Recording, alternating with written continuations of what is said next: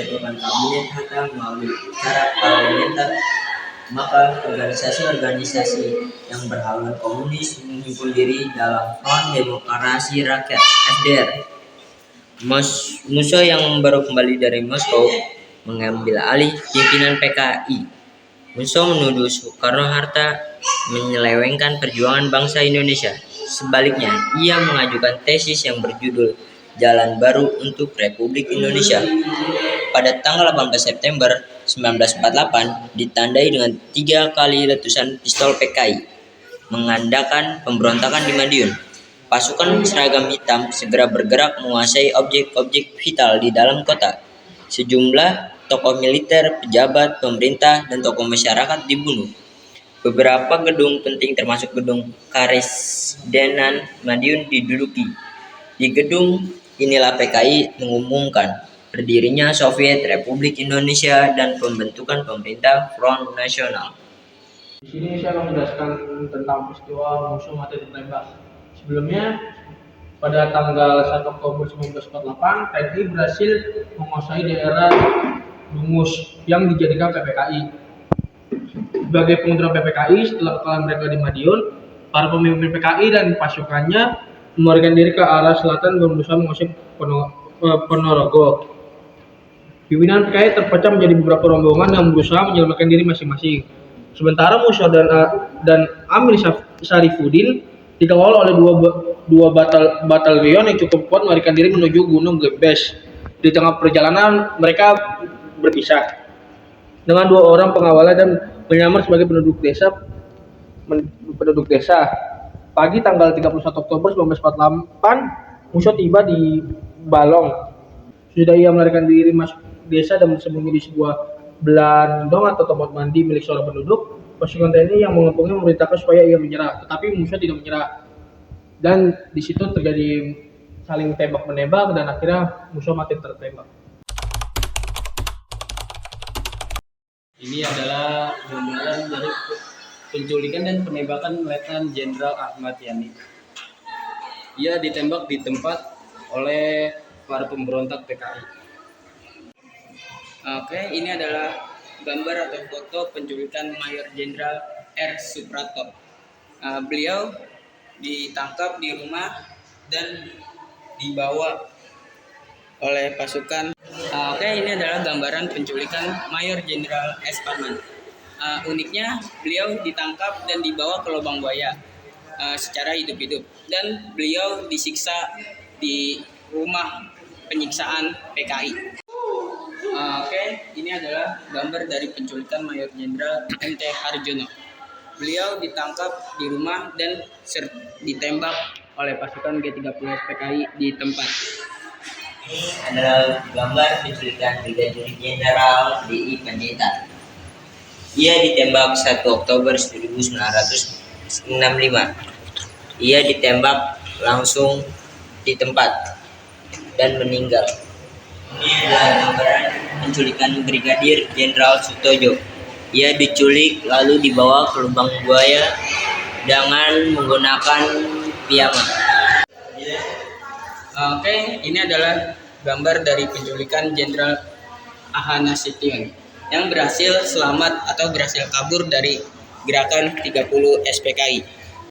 Oke, ini adalah gambaran dari penculikan Letnan 1 Siaji Patendan. Ini harusnya rumahnya Nasution, cuman beliau adalah ajudannya. Beliau dianggap Nasution oleh PKI. Beliau akhirnya ditangkap dan dibawa ke lubang buaya. Oke, ini adalah gambaran dari tertembaknya Ade Irma Suryani Nasution. Beliau adalah anaknya dari Jenderal Nasution. Fitnah berkali-kali. Fitnah lebih jahat dari pembunuhan. Kita semua difitnah dan saudara-saudara telah dibunuh. Kita diperlakukan demikian.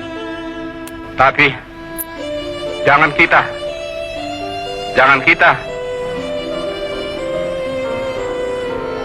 dendam hati. Iman kepada Allah Subhanahu wa taala. Iman kepadanya meneguhkan kita, karena Dia perintahkan kita semua berkewajiban untuk menegakkan keadilan dan kebenaran. Rumah penyiksaan ini letaknya di sebelah sumur maut. Pada saat terjadinya pemberontakan Serambi, rumah ini digunakan oleh gerombolan G30S atau PKI sebagai tempat menawan dan penyiksaan para perwira AD. Sebelumnya akhirnya dibunuh dan dimasukkan ke dalam sumur laut. Di sini ada pos komando. Tidak jauh dari rumah penyiksaan, berikut ada rumah kecil yang dijadikan sebagai pos komando. Jadi, rumah ini sebelumnya merupakan rumah milik seorang penduduk daerah Lubang Buaya yang bernama Bapak Sueb. Pada waktu peristiwa 30 SPKI, rumah ini dipakai oleh pemimpin gerakan yaitu Letkol Untung untuk mempersiapkan penculikan terhadap 7 perwira AD. Oke, di sini ada sumur maut. Sumur maut adalah saksi tempat di mana pembuangan jasad-jasad para jenderal dibuang secara bergilir dan ditembak secara terus-menerus hingga ditanam pohon pisang. Beliau dikubur hingga jasad-jasadnya membusuk. Bisa dilihat sumurnya. Di sini saya akan menjelaskan tentang dapur umum. Dapur umum itu dibuat pada tanggal 1 Oktober tahun 1965. Karena dapur umum ini dulunya dipakai oleh gerombolan PKI untuk melawan anggota pasukan pemberontakan. Rumah ini dipertahankan keasliannya mulai dari bentuk dan isi rumahnya hingga perabotan yang ada di dalamnya. Mari kita lihat isi dalam rumah dapur ini.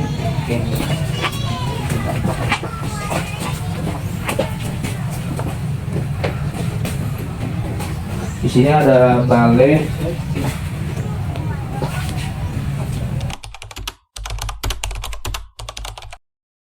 Di sini saya akan menjawab soal nomor 1, yaitu tentang pemberontakan yang terjadi di Indonesia. Yang pertama itu ada PKI Madiun, kedua ada pemberontakan Kartosuwiryo Jawa Barat 1948, yang ketiga ada pemberontakan DITII, yang keempat ada APRA, yang kelima ada Andi Aziz, yang keenam ada Republik Maluku Selatan, yang ketujuh ada PRRI dan Semesta dan lainnya. Di sini saya akan menjelaskan tentang salah satu pemberontakan di Indonesia, yaitu saya akan mengambil kasus dari PKI Madiun tahun 1948. Masa pemberontakan ini dipimpin oleh Musso karena dipengaruh PKI yang dimulai sejak masa pendudukan Jepang mulai melemah ditambah dengan kekecewaan dan dirasakan golongan PKI terkait perjanjian Renville. PKI ingin kekuasaannya dikembalikan di bawah pemerintahan Amir Syarifuddin.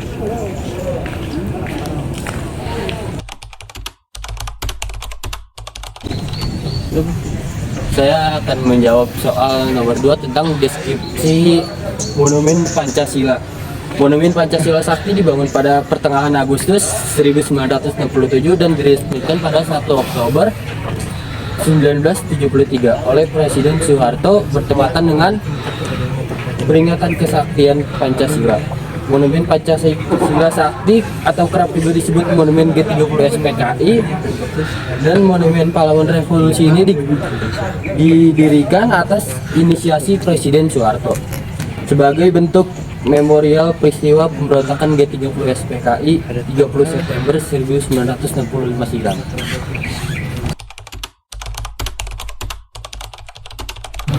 Oke, latar belakang dari G30 SPKI atau Gerakan 30 September.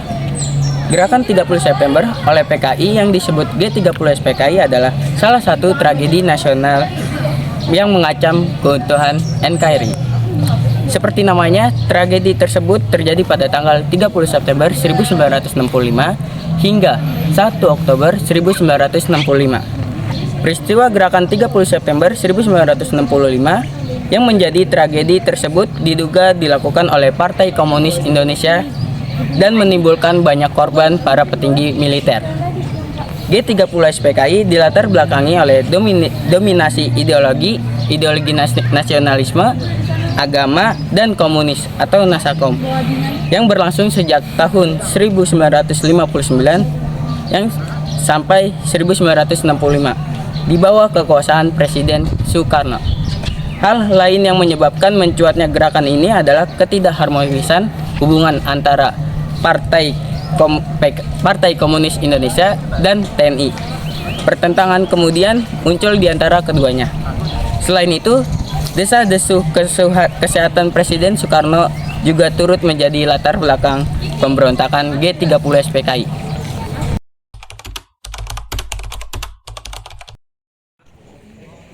Di sini saya akan menjawab soal nomor 4 tentang tragedi 7 pahlawan revolusi.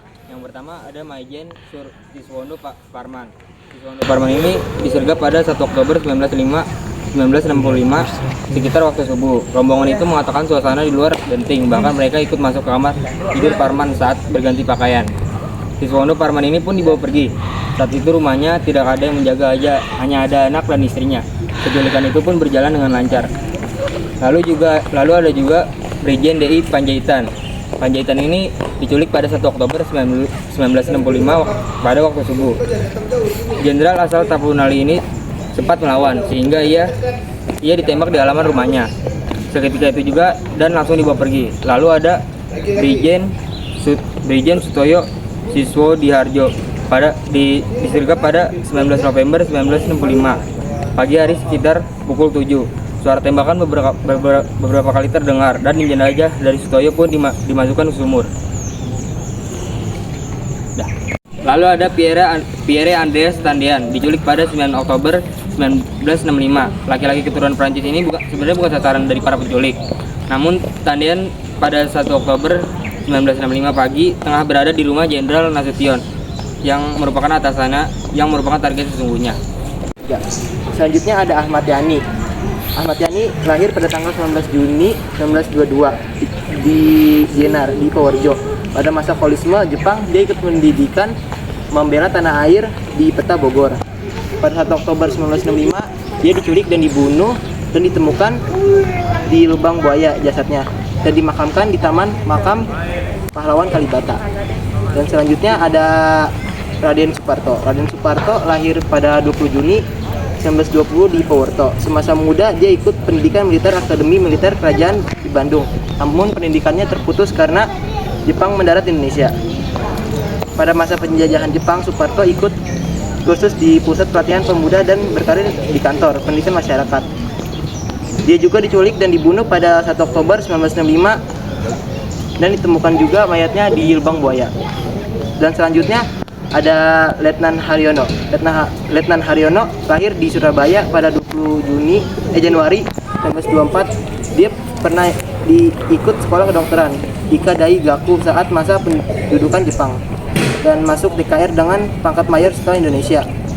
Dan dia diculik dan dibunuh pada tanggal 1 Oktober 1965 dan ditemukan di lubang buaya.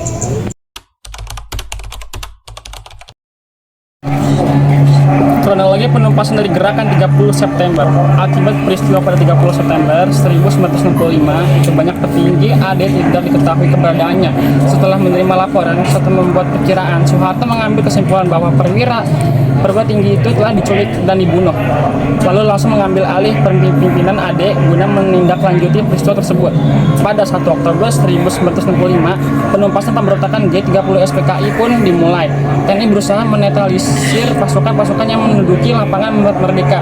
Selanjutnya, Maijen Soeharto menugaskan Kolonel Sarwo Adi Wibowo untuk merebut kembali gedung RRI dan pusat telekomunikasi.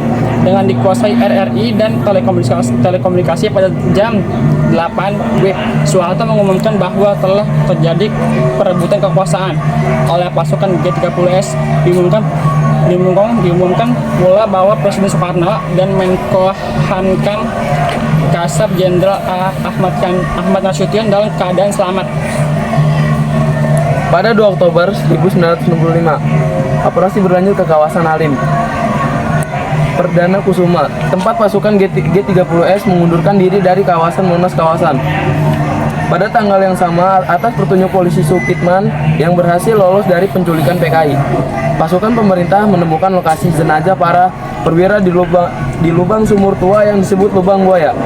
Pada 4 Oktober tahun 1965 dilakukan pengangkatan jenazah tersebut dan keesokan harinya dimakamkan di Taman Makam Pahlawan Kalibata, Jakarta. Para perwira yang gugur akibat pemberontakan ini diberi penghargaan sebagai pahlawan revolusi.